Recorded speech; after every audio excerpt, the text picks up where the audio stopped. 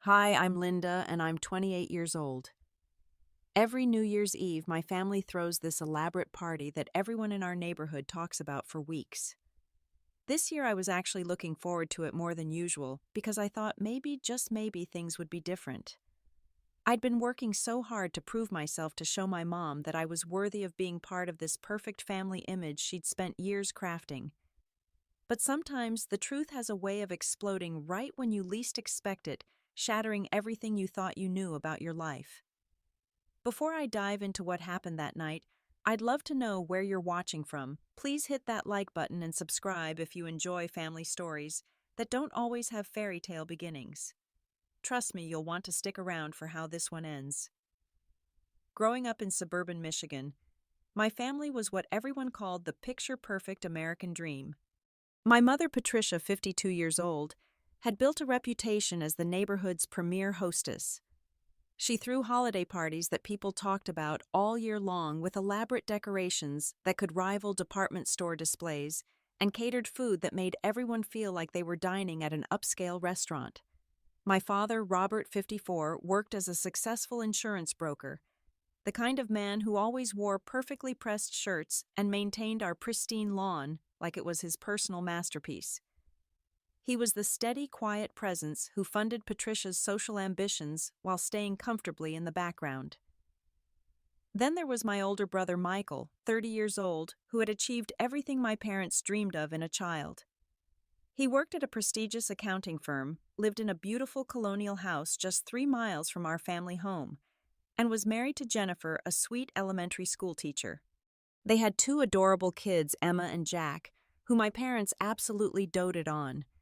Michael was the golden child who could do no wrong, the son who validated every parenting decision my mother had ever made. My younger sister Susan, 25, was well on her way to following the same perfect path. She was studying to become a teacher just like our mother had always encouraged and had recently gotten engaged to David, a dependable guy who worked in local government. Patricia loved to show off Susan's engagement ring at every opportunity, telling everyone about the spring wedding they were planning. And then there was me, Linda, the middle child, who never quite fit the mold my family had created. While my siblings pursued what my parents called stable, respectable careers, I had chosen to become a freelance graphic designer.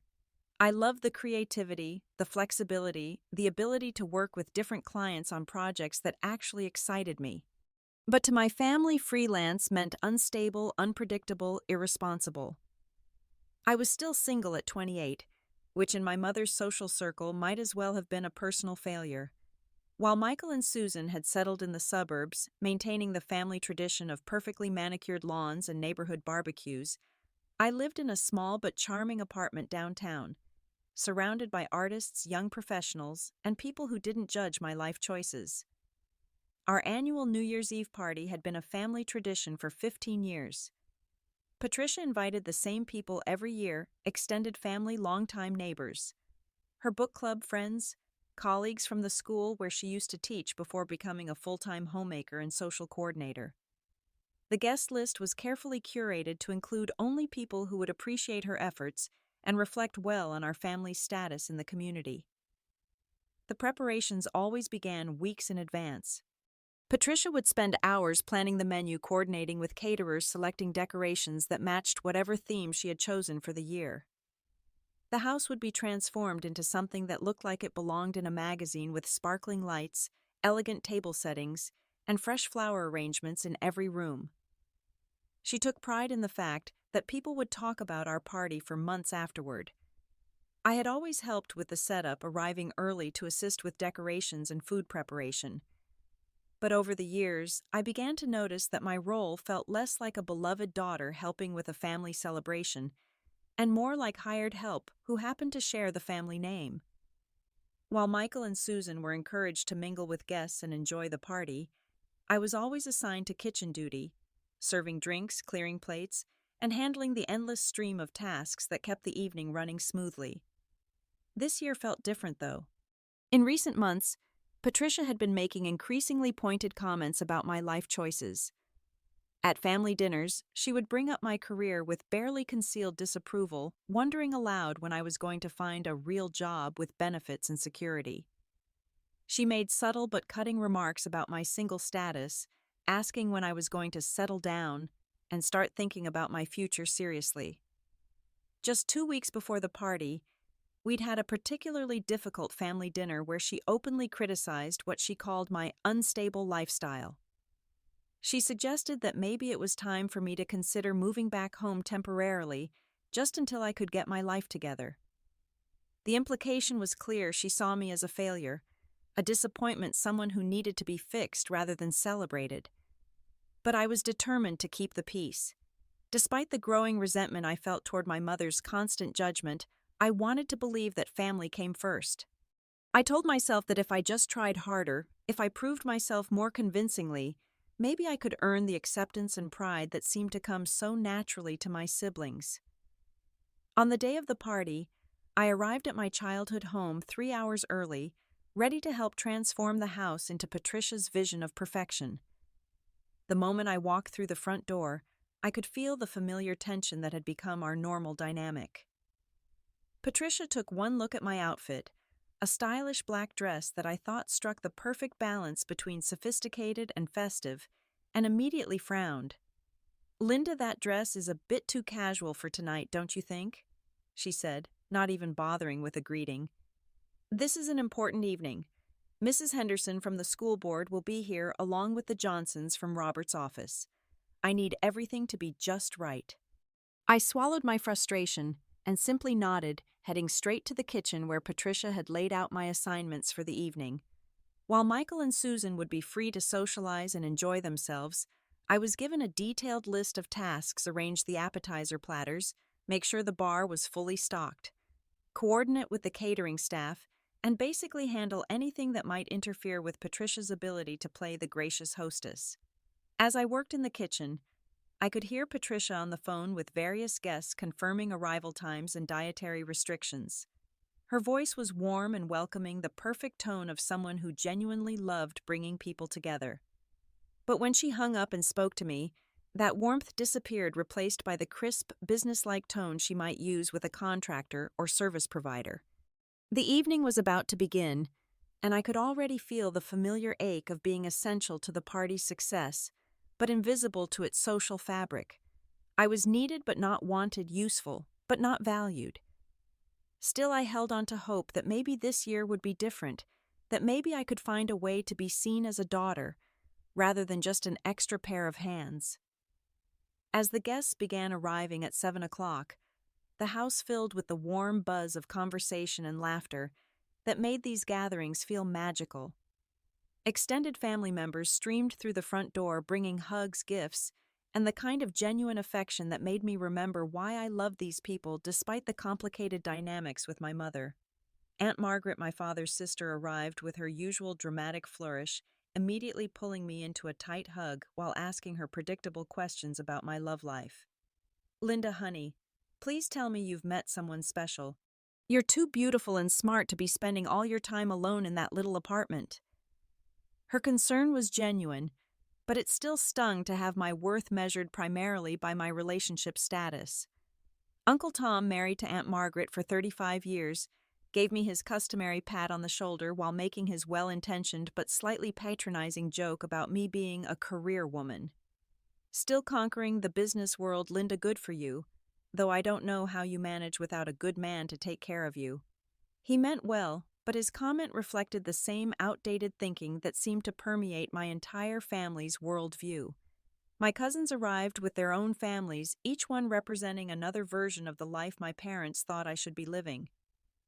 Cousin Rachel brought her husband and 3 young children, immediately launching into stories about soccer practices and school plays. Cousin Mark showed up with his wife and newborn baby, receiving the kind of enthusiastic attention that new parents always get at family gatherings. Watching everyone fuss over the baby, I felt the familiar pang of being the odd one out, the family member who hadn't yet achieved the milestones that seemed to matter most to everyone else. As the evening progressed and more guests arrived, Patricia moved through the house like a gracious queen holding court. She had a gift for making everyone feel welcome and important, sharing updates about her children's achievements with obvious pride and maternal satisfaction. Michael just got another promotion at his firm, she told Mrs. Henderson from the school board, her voice practically glowing with maternal pride. He's being considered for partner track, and Jennifer is doing such wonderful work with her second-grade class. They're thinking about buying a bigger house now that the children are getting older, when Mr. and Mrs. Johnson from Robert's office asked about Susan. Patricia's enthusiasm was equally infectious. "Susan is having the most beautiful spring wedding," she gushed, pulling out her phone to show photos of venues and dress fittings. "David is such a wonderful young man, and they're already talking about starting a family right away. I couldn't be more thrilled about gaining such a lovely son-in-law." But when guests inevitably asked about me, Patricia's energy shifted noticeably. Her smile became tighter, her voice took on a slightly strained quality, and her answers became vague and deflective. "Oh, Linda is still figuring things out," she would say with a forced laugh. "You know how it is with young people these days. They take their time finding their path." The phrase "figuring things out" stung every time I heard it. I wasn't figuring anything out. I had a career I loved, clients who respected my work, and a life that felt authentic and fulfilling to me. But in Patricia's narrative, anything that didn't follow the traditional script of marriage, mortgage, and motherhood was just a phase to be endured until I came to my senses. From my position in the kitchen, where I spent most of the evening managing the endless flow of appetizers and drinks, I could overhear these conversations. Each time my name came up, I found myself holding my breath, hoping this time would be different, that maybe Patricia would mention my recent success, landing a major client, or the positive feedback I'd been getting from my work. But it never happened. Instead, I watched as she regaled guests with detailed stories about Michael's professional achievements and Susan's wedding plans, while treating my life like a minor inconvenience that would hopefully resolve itself soon. When neighbors complimented the beautiful graphic design work on the party invitations I had created for her, Patricia accepted the praise without mentioning that her own daughter had designed them. The most painful moment came when I overheard Patricia talking to her friend Carol from book club. "I'm so proud of Michael and Susan," she said, her voice carrying clearly to where I stood arranging another tray of appetizers. "They've both turned out exactly as I hoped. It's such a blessing to see your children make good choices and build stable, happy lives." The implication was crystal clear. Michael and Susan had made good choices. I apparently had not. Standing there in the kitchen that had become my assigned domain for the evening, I felt the familiar weight of never being quite good enough, never measuring up to the standards that seemed to come so naturally to my siblings. But I pushed down my hurt feelings and continued working, determined to make the evening perfect, even if I wasn't going to be celebrated as part of that perfection. I told myself that family meant accepting people as they were, even when they couldn't seem to do the same for you. I held on to the hope that eventually, if I just proved myself enough, worked hard enough, tried hard enough, things would change. As we approached 11 o'clock and the traditional midnight countdown, I could feel the anticipation building in the house. This was always the highlight of Patricia's parties, the moment when she would gather everyone together for photos and the champagne toast that marked the transition into a new year. Despite everything, I found myself looking forward to being part of that moment, to standing with my family as we welcomed whatever the next year would bring.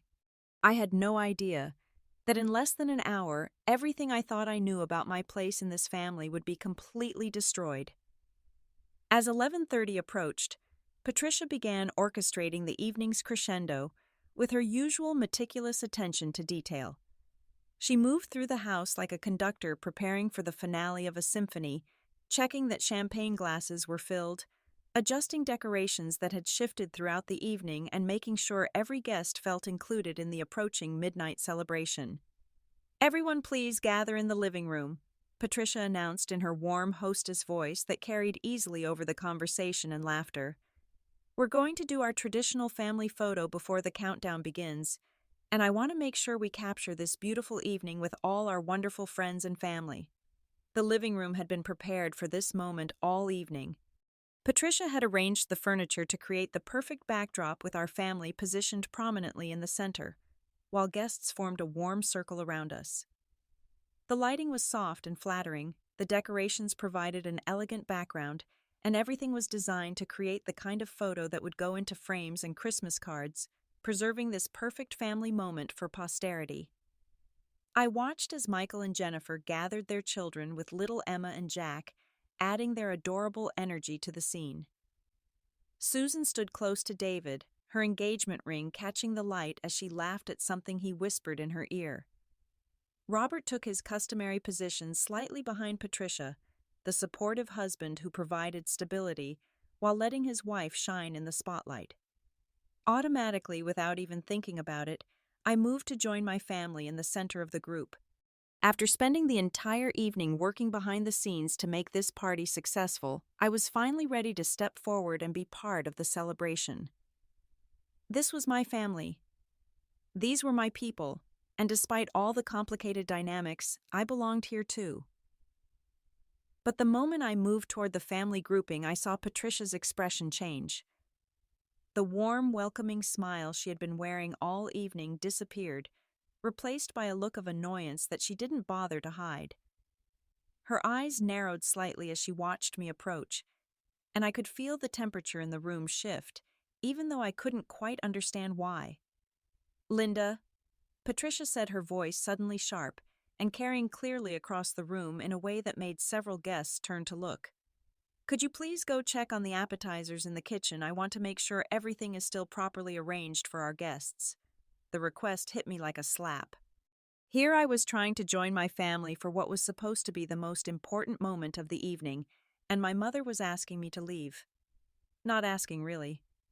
The tone of her voice made it clear this wasn't a request, but a command delivered with the kind of authority that expected immediate compliance. But something inside me rebelled against the familiar pattern of exclusion. I had spent the entire evening working to make this party perfect, handling every detail that allowed Patricia to play the gracious hostess without worrying about logistics. I had smiled and served and cleaned and coordinated, while my siblings enjoyed themselves as honored family members. Now, at the one moment when we were all supposed to come together as a family, she wanted to send me away again.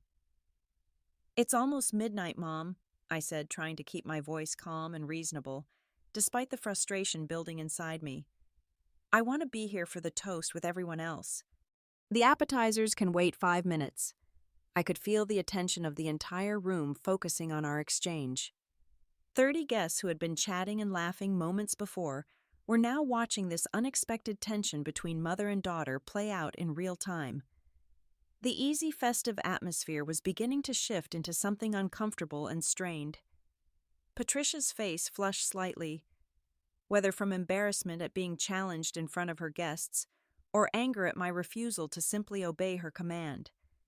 Her voice got sharper, more insistent, carrying an edge that made it clear she expected this disagreement to end immediately. "Linda, I need you to handle the kitchen right now," she said, emphasizing each word in a way that left no room for interpretation. "This is important, and I'm counting on you to take care of it."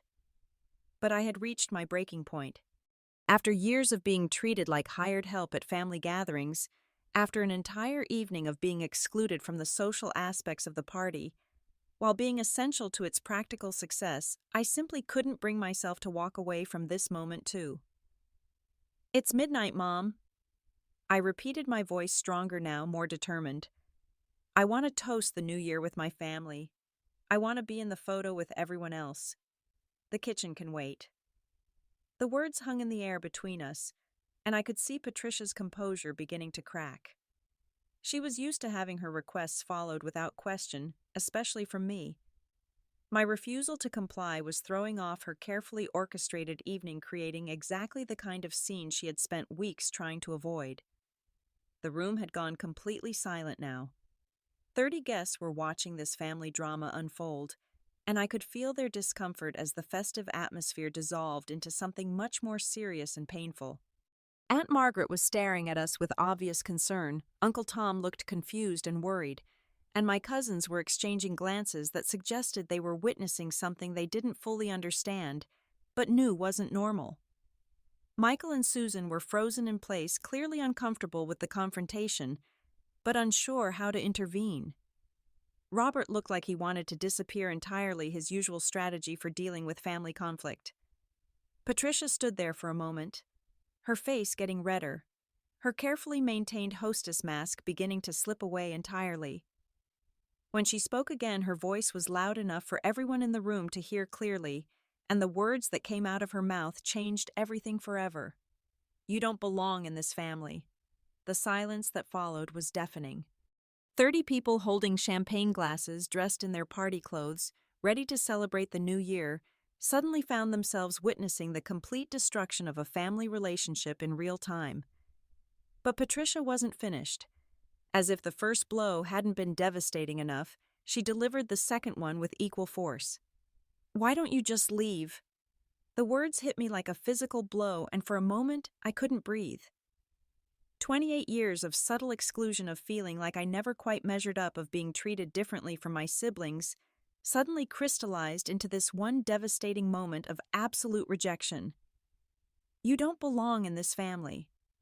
Standing there in the center of my childhood living room, surrounded by 30 guests who were now staring at me with a mixture of shock, pity, and uncomfortable fascination, I felt every defense I had built up over the years crumble away.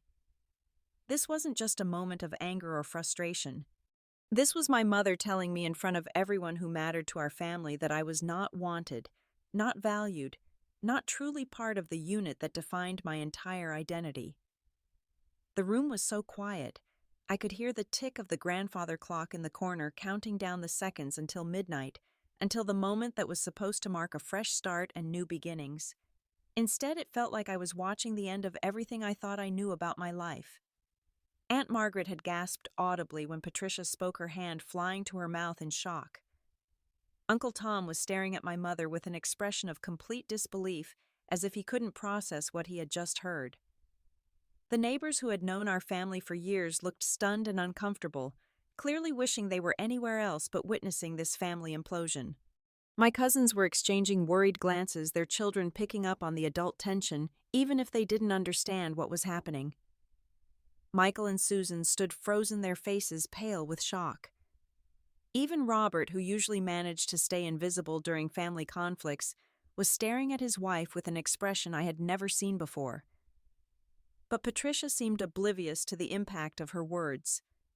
Having delivered her devastating blow, she turned away from me as if the matter was settled, as if she had simply resolved a minor scheduling conflict rather than destroyed her daughter's sense of belonging and worth.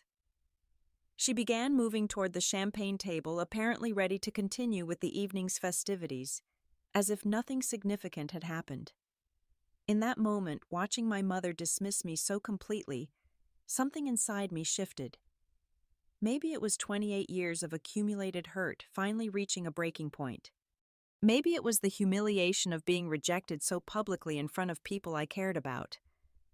Or maybe it was simply the clarity that comes when you finally see a situation for what it really is, rather than what you've been hoping it could become.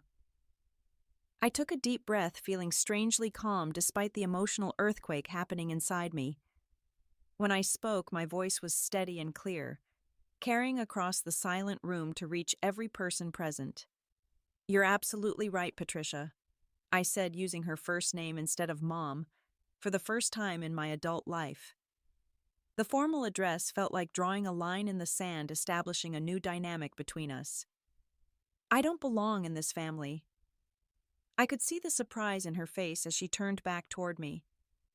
She had expected me to leave quietly, to slink away in shame and defeat, as I had done so many times before when faced with her disapproval. The last thing she expected was for me to agree with her assessment and take control of the narrative. But I wasn't finished. Reaching into my purse with hands that were surprisingly steady, I pulled out a manila envelope that I had been carrying for weeks, uncertain if I would ever have the courage to use its contents. Tonight my mother had given me all the courage I needed. "Because 28 years ago you adopted me and never told me." The reaction was immediate and explosive. Gasps and exclamations erupted from guests throughout the room. Aunt Margaret's champagne glass slipped from her hand, shattering on the hardwood floor. Uncle Tom stepped forward with an expression of complete shock, while several neighbors began whispering urgently to each other. Patricia's face went completely white, all the color draining away as if I had physically struck her. Her mouth opened and closed without any sound coming out, and for the first time in my life, I saw my composed, controlling mother rendered completely speechless. I found these last month when I was helping you clean the attic. I continued pulling the legal documents from the envelope. Hidden in a box behind your old Christmas decorations, birth certificate with a different name, adoption decree, medical records that finally explain why my blood type never made sense in our family. Robert stepped forward, his face pale with panic, but I held up my hand to stop him. This was my moment, my truth to tell, and I wasn't going to let anyone else control the narrative anymore. I've spent the last month working with a private investigator, tracing my real background, understanding why I never felt like I truly belonged here. I said, my voice getting stronger with each word. And now I finally understand why nothing I ever did was good enough for you, Patricia. You've resented having to raise someone else's child for 28 years. The room erupted in voices as family members began demanding answers. Aunt Margaret's voice cut through the chaos. Patricia, is this true? How could you keep this secret for so long? Uncle Tom was asking, what about the rest of us? Did anyone else know? Cousins were looking at each other in confusion, trying to process this complete revision of our family history. But my focus remained on Patricia, who was still standing there in stunned silence, her carefully constructed world crumbling around her. The party she had planned so meticulously, the perfect family image she had spent decades building, the social status she had cultivated through years of gracious hostessing, all of it was dissolving in real time as the truth finally came to light. Through the large windows, I could see neighbors' houses lit up with their own New Year's celebrations, people counting down to midnight in happiness and hope. But in our living room, time seemed suspended in this moment of revelation and reckoning. I looked around at the faces of people I had known my entire life, seeing shock, confusion, sympathy, and something else, something that looked like respect. For the first time in 28 years, I wasn't the disappointing daughter or the family member who didn't quite fit. I was the person who had finally spoken the truth that everyone needed to hear. The aftermath of my revelation hit the room like a tsunami, with waves of shock and disbelief crashing over everyone present. Family members who had known me my entire life were suddenly seeing 28 years of family dynamics through a completely different lens, and the implications were staggering. Michael was the first to break the stunned silence, stepping forward with tears in his eyes that I had never seen before. Linda, he said, his voice breaking slightly, we had no idea. All these years, Susan and I never knew. He looked toward Patricia with an expression that mixed hurt and anger. How could you keep something like this from us? How could you keep it from her? Susan was openly crying now, her carefully applied makeup running down her cheeks as she moved toward me. You're still our sister, she said fiercely, reaching out to take my hand. Adopted or not, you're still our sister. Nothing changes that. Her words carried a conviction that surprised me, and for the first time all evening, I felt like someone in my immediate family was truly on my side. But Patricia was having none of it. Faced with the complete collapse of her carefully maintained secret, she chose to double down rather than acknowledge any wrongdoing. Her shock was rapidly transforming into defensive anger, and when she spoke, her voice was shrill and desperate. Those papers don't mean anything, she said, gesturing wildly at the documents I was still holding. I raised you.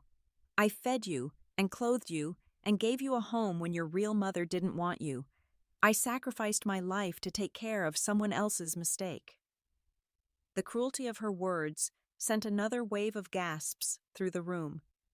To hear her describe my adoption as taking care of someone else's mistake was devastating, but it also revealed the truth about how she had viewed me for my entire life. I wasn't her daughter. I was a burden, an obligation, a reminder of something she had never wanted to do in the first place. Robert finally found his voice, though it came out weak and shaky. Patricia, stop, he said, looking horrified by his wife's words. That's enough. This isn't how we should be handling this. But Patricia turned on him with fury that had been building for decades. Don't you dare tell me how to handle this, Robert. This was your idea. Remember, you were the one who pushed for the adoption when we couldn't have more children after Michael. You were the one who said it would be good for our family. Well, look how that turned out. The revelation that my father had been the driving force behind my adoption, while my mother had been reluctant, added another layer of complexity to the situation. Robert's face crumpled with what looked like years of suppressed guilt and regret. Extended family members were no longer just shocked observers. They were actively taking sides, and the battle lines were becoming clear. Aunt Margaret stepped forward with fire in her eyes, pointing an accusatory finger at Patricia. 30 years, Patricia. 30 years of family gatherings where we all loved Linda as our niece, never knowing you were treating her like some kind of second-class citizen in her own home. How could you do that to a child? How could you do that to all of us? Uncle Tom was shaking his head in disbelief. Patricia, I've watched Linda grow up. I've seen how hard she tries to please you, how much she wants your approval. And all this time you've been... He couldn't even finish the sentence, seemingly unable to find words for the level of emotional cruelty he was witnessing. My cousins were rallying around me too, with Rachel stepping forward to say, Linda, we've always considered you family. This doesn't change anything about how we feel about you. If anything, it explains why Patricia has always seemed so cold toward you at family gatherings.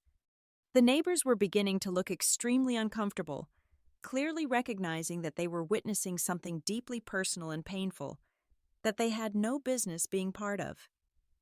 Several couples were quietly gathering their coats and purses, making subtle moves toward the door, while trying not to draw attention to their departure. But I wasn't finished. The floodgates had opened, and 28 years of suppressed hurt and confusion were pouring out all at once. You want to talk about sacrifice, Patricia? I said, my voice gaining strength as I continued. Let's talk about the sacrifice of growing up feeling like nothing I did was ever good enough.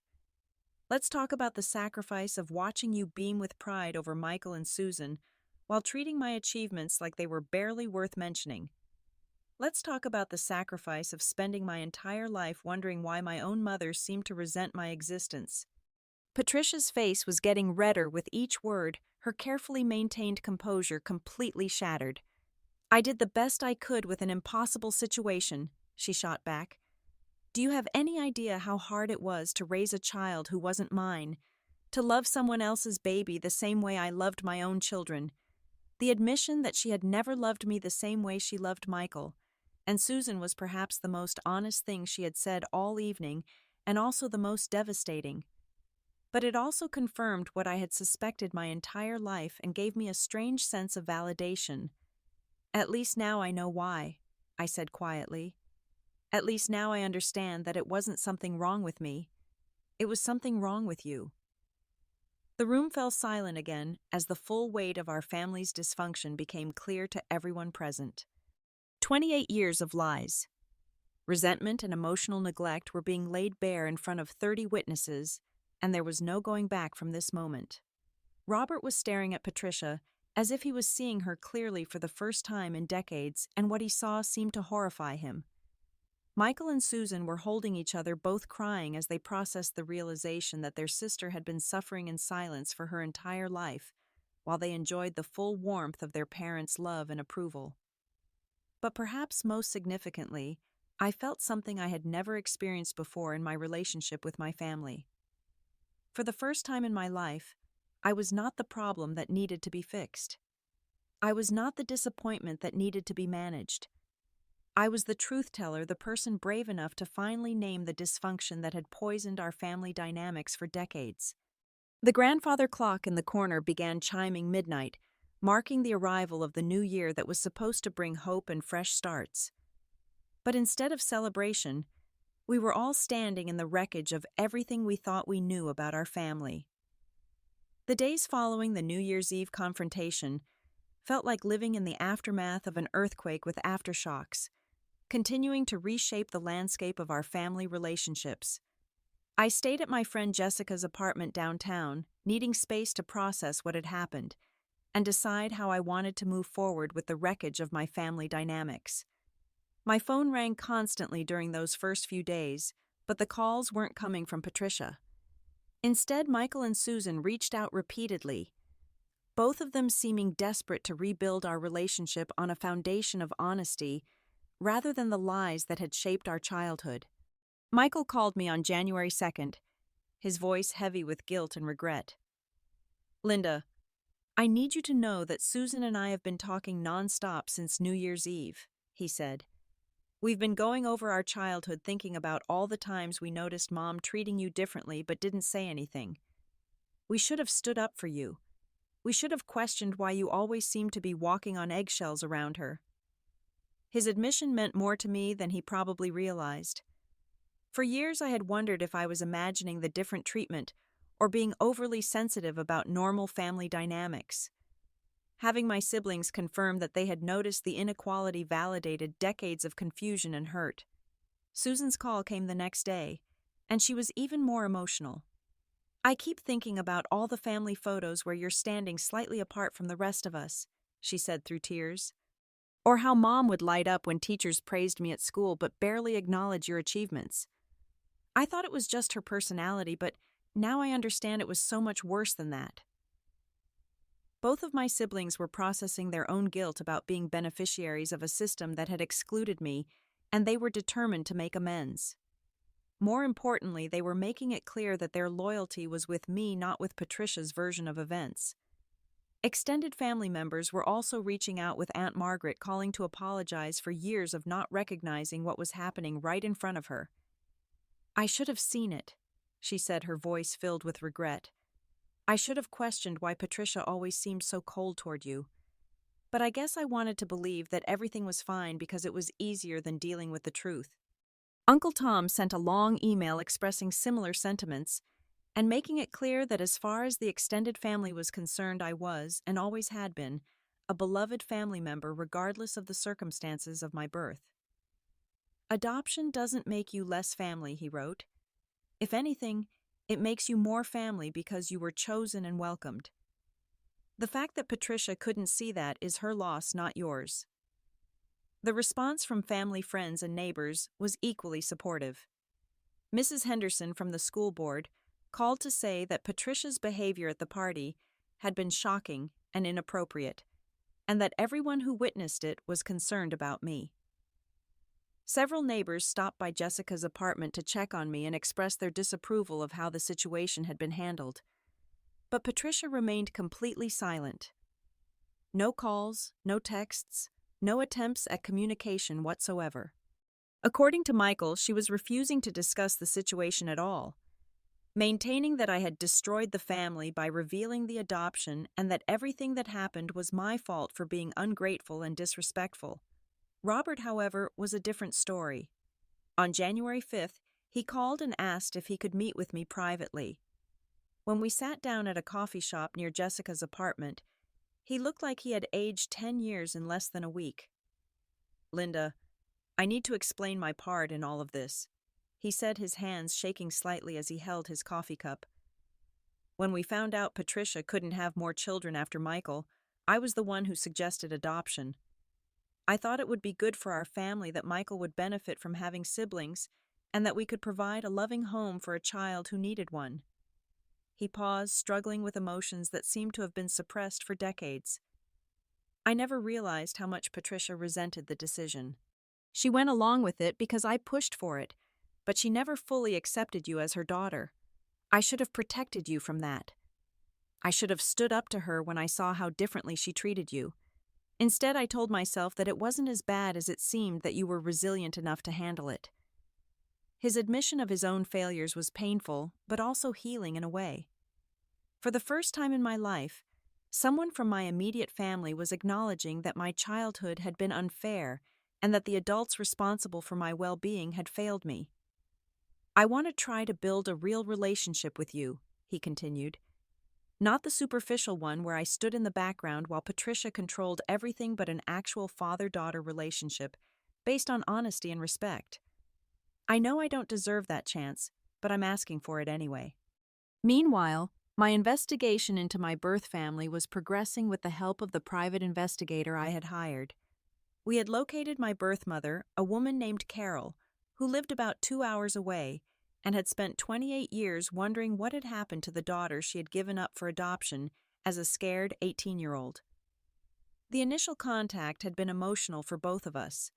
Carol explained that she had been pressured by her parents to give me up for adoption, but had never stopped thinking about me or wondering if I was happy and healthy.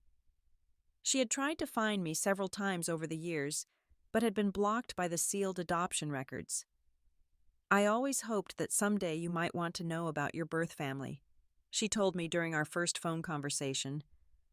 "I have so much I want to tell you about your biological father, about your medical history, about the family you come from. But mostly, I just want you to know that giving you up was the hardest thing I ever did, and not a day has gone by that I haven't thought about you." The contrast between Carol's obvious love and regret and Patricia's resentment and rejection was stark and painful. Here was a woman who had given me up because she felt she couldn't provide for me properly, while the woman who raised me had spent 28 years making me feel unwanted and burdensome. As the weeks passed, the new family dynamic began to stabilize around a different structure. Michael, Susan, and I were building stronger relationships than we had ever had before, bonded by shared truth, rather than shared illusions. Robert was making genuine efforts to connect with me as an individual, rather than just going along with Patricia's treatment of me. But Patricia remained isolated, refusing to acknowledge any wrongdoing or participate in any kind of reconciliation process. According to my siblings, she had become increasingly bitter and defensive, blaming everyone else for the situation while refusing to examine her own behavior. The extended family had essentially chosen sides, with most of them supporting me and expressing their disappointment in Patricia's decades of deception and emotional cruelty. Family gatherings were being reorganized around Patricia's absence, rather than her presence, marking a fundamental shift in our family's power structure. I was beginning to understand that sometimes the most loving thing you can do is refuse to accept treatment that diminishes your worth. By standing up for myself at that New Year's Eve party, I had not only freed myself from a lifetime of seeking approval that would never come, but I had also freed my family from the dysfunction that had been poisoning our relationships for decades. 6 months after that life-changing New Year's Eve confrontation, I found myself sitting in a different living room surrounded by people who had chosen to be there because they wanted to celebrate with me, not because obligation or social expectation had brought them together. Michael and Susan had helped me organize a small gathering to celebrate my 29th birthday, and for the first time in my adult life, I felt genuinely happy and at peace during a family celebration. The guest list was smaller, but infinitely more meaningful than Patricia's elaborate parties had ever been. Michael and Jennifer were there with their children, who seemed more relaxed and playful than they had ever been at their grandmother's formal gatherings. Susan and David had driven in from their new apartment, bringing homemade cupcakes and genuine enthusiasm for celebrating another year of my life. Robert had asked permission to attend, and after some consideration, I had agreed. Our relationship was still fragile and tentative, but he was making consistent efforts to connect with me as an individual, rather than just going through the motions of family obligation. He brought a photo album he had secretly been keeping over the years, filled with pictures of my achievements and milestones that Patricia had never wanted to display in their home. Aunt Margaret and Uncle Tom were there too, along with several cousins who had made it clear that their loyalty was with me regardless of the family drama. The conversation was easy and natural, filled with genuine laughter and the kind of warmth that had always felt forced and artificial at Patricia's gatherings. But perhaps most significantly, Carol was there. My birth mother had driven 2 hours to attend, bringing with her a wealth of stories about my biological father's medical history that finally made sense of some lifelong health quirks and photos of relatives I had never known existed. She also brought something else: unconditional acceptance and love, that asked for nothing in return except the opportunity to know the daughter she had never stopped thinking about. "I know this is complicated," Carol said as we talked quietly in a corner of the room. "I'm not trying to replace the family that raised you or create confusion about your identity. I just want you to know that you come from people who are creative and independent and strong, You get your artistic abilities from your biological father, who was a musician. You get your stubbornness from me," she added with a laugh that sounded remarkably similar to my own. The healing process had not been easy or straightforward. Therapy had helped me understand that Patricia's rejection said nothing about my worth and everything about her own emotional limitations. I was learning to set boundaries with people who couldn't or wouldn't value me appropriately, while also opening myself up to relationships that were based on mutual respect and genuine affection. My career had flourished in ways I never expected once I stopped trying to prove myself to people who were determined not to see my value. The confidence that came from finally understanding my family dynamics had translated into more assertive client relationships and more creative project choices. I was no longer apologizing for my unconventional path or trying to force my life into someone else's definition of success. I had also started dating someone who appreciated my independence and creativity rather than seeing them as character flaws that needed to be corrected. James was a fellow freelancer who understood the challenges and rewards of building a non-traditional career, and he seemed genuinely fascinated by my story rather than threatened by my complexity. Most importantly, I had learned to distinguish between family relationships that nurtured growth and those that demanded conformity. The family I was building around myself was smaller than the one I had grown up in, but it was infinitely more supportive and authentic. Patricia had remained completely estranged from all of us, refusing every attempt at communication or reconciliation. According to neighbors, she had become increasingly isolated, cutting off friendships and family relationships, rather than acknowledging any wrongdoing or examining her own behavior. Her elaborate social life had crumbled along with her carefully maintained image, leaving her alone with the consequences of decades of deception and emotional cruelty. "I feel sorry for her," Susan said during a quiet moment at my birthday celebration. "She's missing out on knowing who you really are, and she's destroying all her other relationships by refusing to admit she was wrong. But I also understand that we can't save someone who doesn't want to be saved." Michael nodded in agreement. "We spent years enabling her treatment of you because it was easier than confronting the truth. But watching you thrive since you stopped trying to win her approval has shown us how toxic that dynamic really was." As the evening wound down and guests began to leave, I found myself reflecting on the journey that had brought me to this point.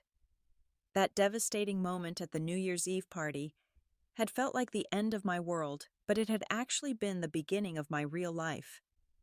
I had learned that belonging isn't about being wanted by everyone, but about finding your tribe of people who celebrate who you are, rather than trying to change you into someone else.